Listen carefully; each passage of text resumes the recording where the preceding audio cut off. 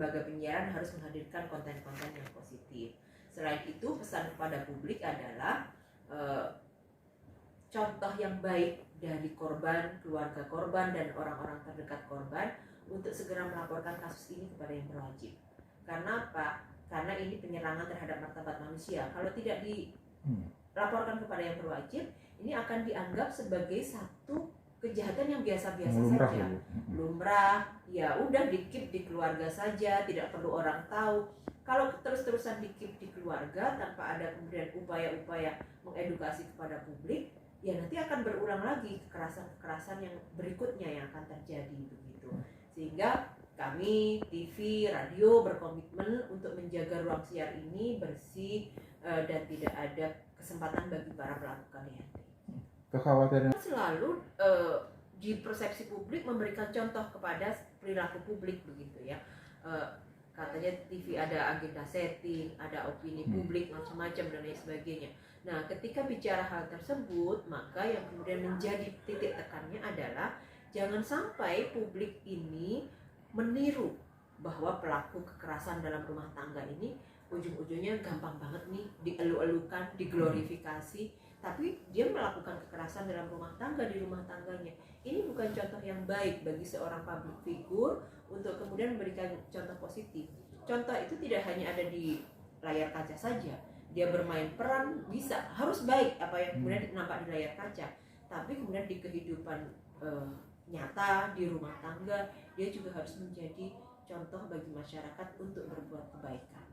Dalam hal ini Penyiaran Indonesia menghormati penuh proses yang berjalan di kepolisian.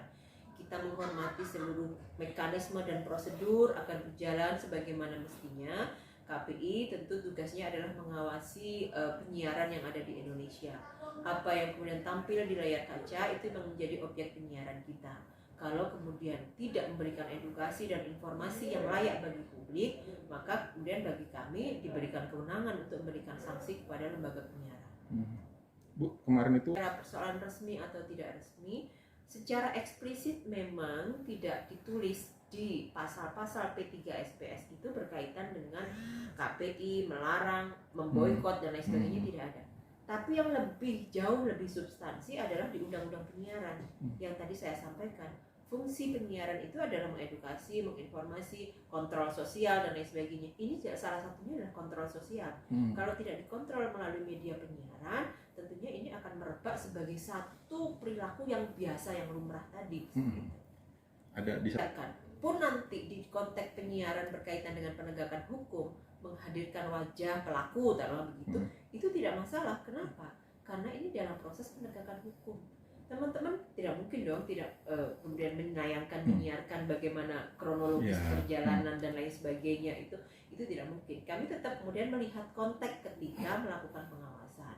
Jadi satu misal pelaku diwawancarai sebagai narasumber program berita, ya tidak masalah karena menghadirkan fakta. Tapi kalau kemudian pelaku dijadikan narasumber, dijadikan host, dijadikan apa dan lain sebagainya, dan makin diglorifikasi, ini yang kemudian tidak boleh. Jadi tidak masalah, cuman yang harus di-blur itu adalah anak yang harus dijaga identitasnya dan lain sebagainya. Kalau teman-teman mau, ini adalah kontrol sosial ya, memberikan sanksi sosial kepada pelaku KDRT itu caranya dengan seperti itu loh.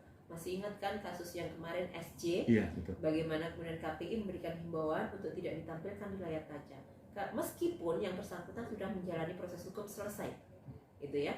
Tapi ini dia pelaku kekerasan seksual loh. Kita harus ingat terus itu bahwa ini kita tidak mentoleransi hal-hal seperti itu. Gitu. Baik, terima kasih.